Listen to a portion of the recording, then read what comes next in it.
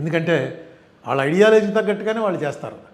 కానీ వాళ్ళ ఐడియాలజీలో ఏవైతే పాయింట్లు వాళ్ళు చెప్తున్నారో ఆ పాయింట్లతోటి డిఫర్ అయినటువంటి వాళ్ళు కనుక వాళ్ళకు ఓట్లేస్తే మీరు బ్రిటిష్ వాళ్ళతోటి లేకపోతే మొహమ్మద్ గోరీ మొహమ్మద్ గజనీతోటి కలిసిపోయినటువంటి వాళ్ళని ఏ రకంగా అయితే ఇప్పటికి కూడా మన చరిత్రలో చాలా ద్రోహుల కింద చూస్తున్నామో రేపొద్దున మిమ్మల్ని కూడా అలాగే చూస్తారు.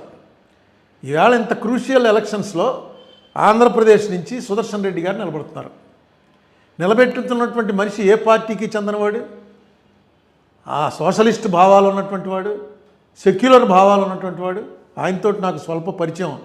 ఈ మధ్య కాలంలోనే 2-3 మీటింగుల్లో కలిసి పాల్గొన్నాం. అవగాహన ఉన్నటువంటి వ్యక్తి. నెక్స్ట్ కాన్స్టిట్యూషనల్గా ఎక్స్పర్ట్.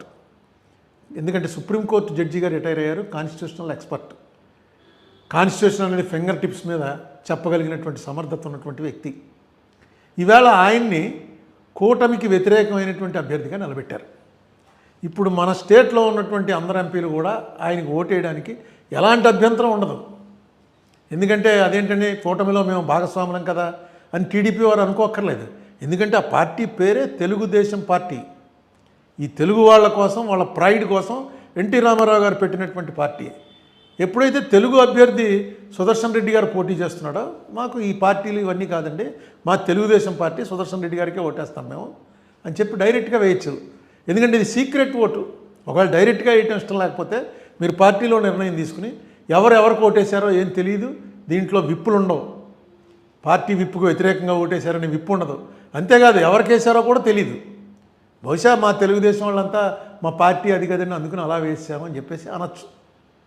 తెలుగుదేశం ఎందుకంటే ఇలాంటిది ఒక ప్రెసిడెంట్ నాకు గుర్తుండి ప్రతిభా పాటిల్ గారు పోటీ చేసినప్పుడు శివసేన పూర్తిగా కాంగ్రెస్కి తీవ్రమైనటువంటి వ్యతిరేకంలో ఉంది.